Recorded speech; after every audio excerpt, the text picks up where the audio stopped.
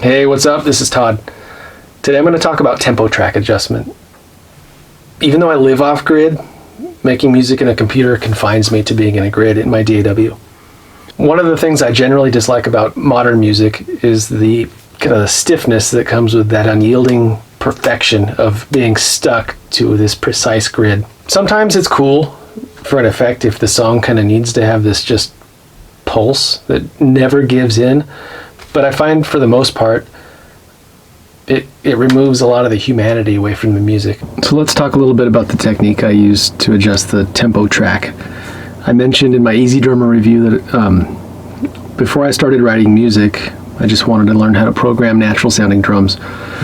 So what I did is I just copied the tracks over, the original music, and I recreated the drums hit for hit, note for note, everything. And what I found pretty quickly was the grid wasn't in line with the actual music, and I wanted to cop the entire feel. I didn't want to just make a grid version of the song. I wanted to make it perfect recreation, essentially. So what I ended up having to do was to bend the grid to fit the music. I thought briefly about trying to quantize the original track and then to build the track out from there. Luckily, I wasn't able to do that. I couldn't figure it out. There's probably a way. In Cubase, and especially in the free version of Cubase I was using, it wasn't too easy. What I ended up doing, obviously, was just bending the grid to fit. One of the things I learned was that generally there is some drift within a song section, but it's not that much. If you have a good drummer, it's probably going to be within like 2 BPM or something max. But as the feel changes, there will definitely be more drift in a song. Where you can see more drastic jumps in a song is between sections. So if you went from a verse to a bridge, you can actually see some really gigantic jumps. Let's take a look at the song Cold Sweat by James Brown. I tend to think of James Brown as a band leader who cultivated some of the absolutely tightest and best rhythm sections in the history of popular music. So for those bands, it's obviously all about the groove, and the bands are always completely locked in. And I've heard, the legends of James Brown actually fining band members if they missed a note or if they're out of time on a note. So these guys were always just perfectly right on. So before I started putting together a James Brown cover version, I had it in my mind that I'm going to see probably the smallest deviation of any band, in BPM. But what I found was not that case at all.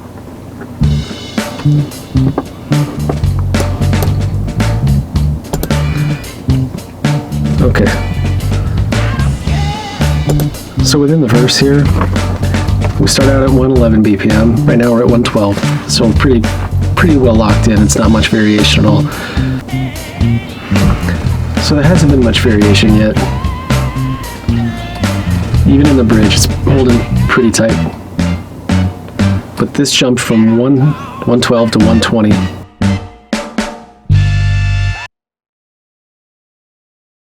So in that one section, I'll play it again for you.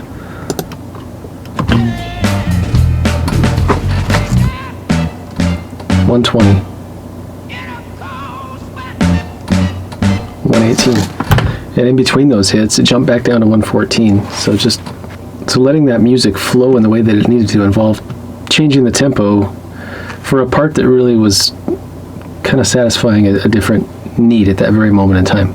So this technique, this first one here, of taking an existing piece of music and essentially fitting the grid to it would be useful in a scenario in which maybe you want to trust your drummer and you want to record a drum track live in a room with no click. And I think that would show, if you have a good drummer, you should show some faith that you trust that drummer's ability to kind of to bring the groove in where it needs to go, and not just to trust a machine to get some weird idea of sterile perfection or something like that. So to accomplish this, let me zoom in a little bit here. You can use your eyes a little bit. So you notice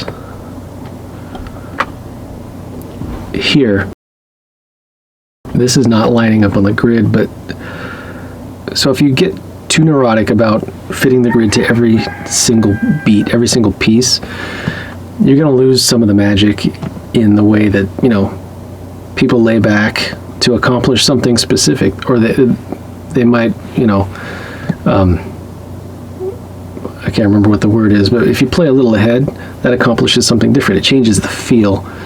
If you're always perfectly quantized, that accomplishes something different. But I guess my point is, don't get too hung up on quantizing every beat. Let me turn the click on here.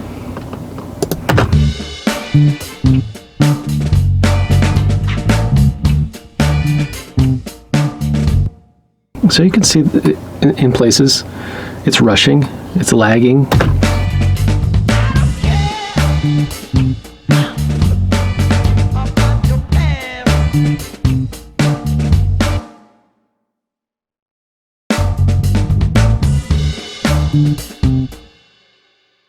Let me mute everything but the original. Mute. So all I have, I'm going to turn this way down. Audio. No, don't want to mute that.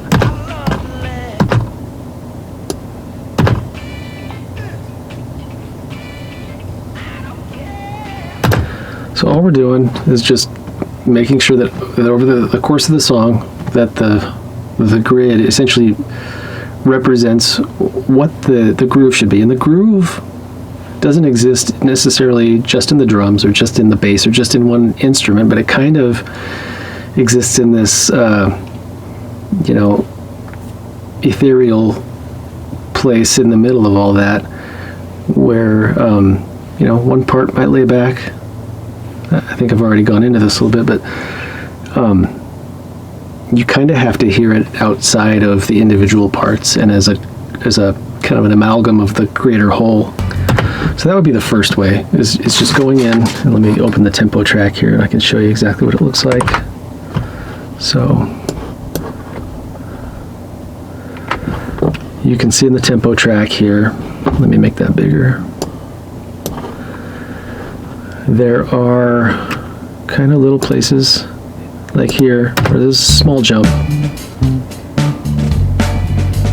We go from 111 to 112, no big deal. It's pretty steady here. Here. And then we just see these rather large, abrupt, and sometimes, if you notice, different kinds of jumps you can do. You can do a step, a ramp, which you'd see a kind of a slow change over time. Sometimes you need those. But I find that in between these sectional changes, sometimes you just need a step. You need like a very abrupt change in tempo, and that's what you see here. So if you're matching a tempo to pre-existing music, often the step works better, and you have to be a little more hands-on as far as making a lot of little changes to make the thing fit. So we're looking at Aretha Franklin's version of Drown in My Own Tears, which I think was originally recorded by Ray Charles in the 50s, maybe. So in this song you see a little bit more jumpiness kind of in between the sections, where the energy really kind of has to pull back and to bring it on a little bit more. Let's get the original audio on there too. Where you be, Aretha?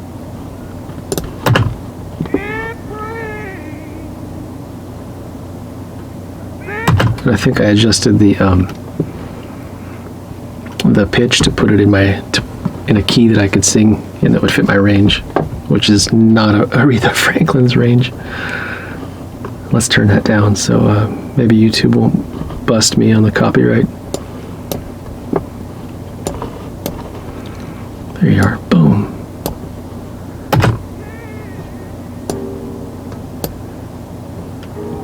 Okay, tempo track.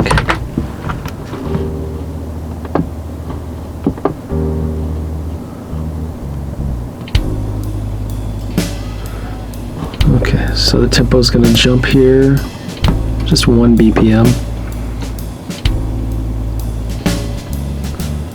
Pull back.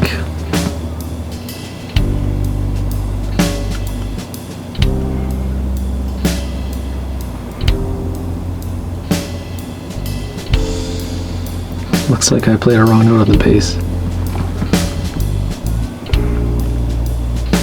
And I'm in a 64.3, so it's a fractional adjustment, now up to 65. So let's look at where we started. We started at 65.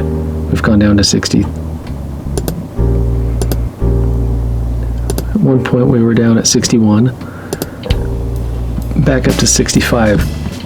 And what you see over the course of the song is that there are dips and kind of peaks, but overall you're trending up in a trend. You're going to see like that. But so let's see where we've got a lot of changes here. So the energy's picking up and the tempo is going up. We're up to 66, 68. And you notice the drum fills. Bring it back down to 66.5, 67.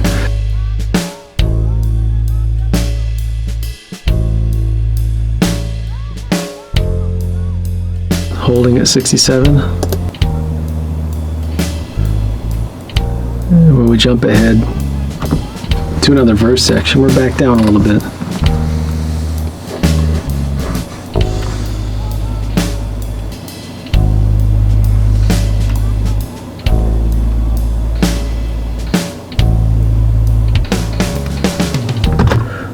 Okay, so it's waxing and waning. It's kind of flowing, pulling back and pushing forward when it needs to. And that's the general trend you see throughout the song till the end, when really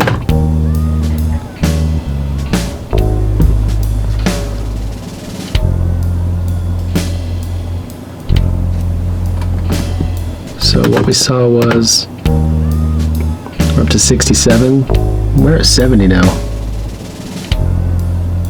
And pull right back down.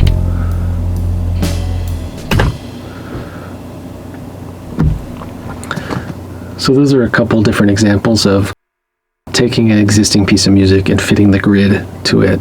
Now what I want to show you is, it's a different scenario. This is where I don't have a band, I don't have a drummer, I have me. I'm writing my own songs, and if you remember in the previous episode I did about song mapping, I had an energy grid. I had kind of a graphic depiction of what I wanted the energy to look like in the song. So it's moving up, it's moving down, and at the very bottom I correlated that to tempo, which I think generally there's a positive correlation between increasing the energy of a song and increasing the tempo.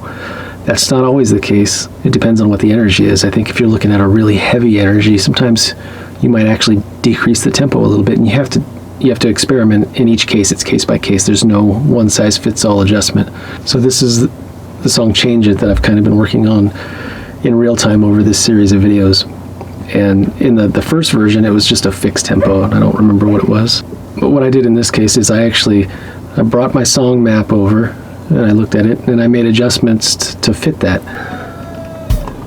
So here I'm ramping. We're at the intro.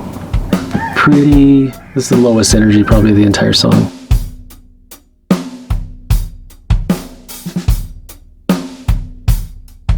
I'm speeding up. Where are we? Let's turn this on.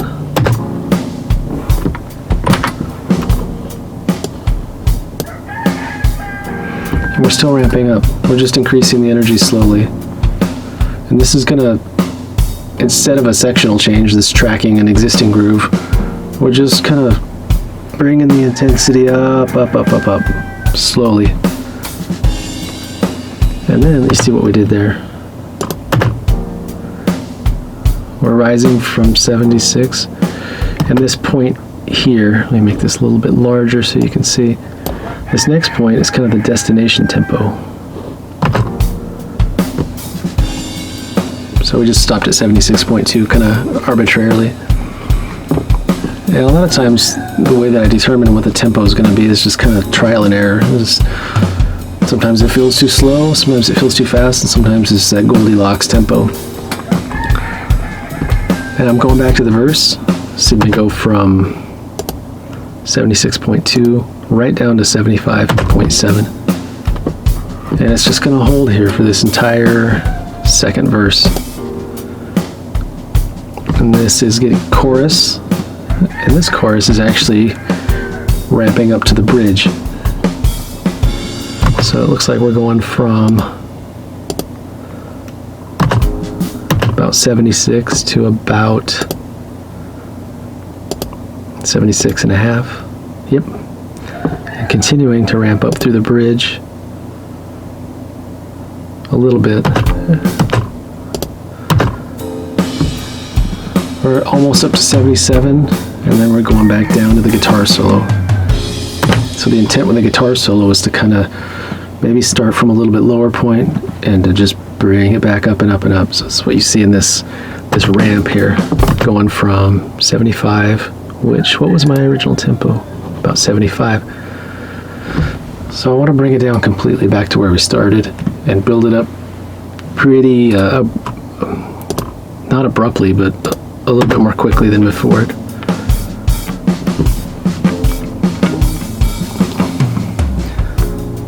So that brought it up. This is the last verse. Came back down a little bit, but not down completely to where we started. It's down to the new low, which is higher than before. So this is the last verse. We're coming into the chorus.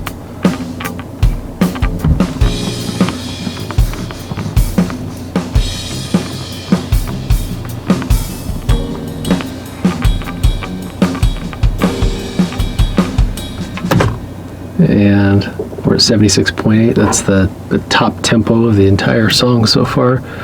This is the last chorus. Sorry, the sound of the bass sucks, but this is an intermediate version. And we're holding at this tempo here.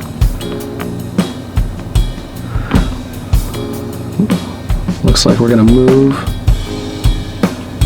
We're increasing. 77 is where we're ending. And it's a different kind of energy that I'm going for at this 77 at the end.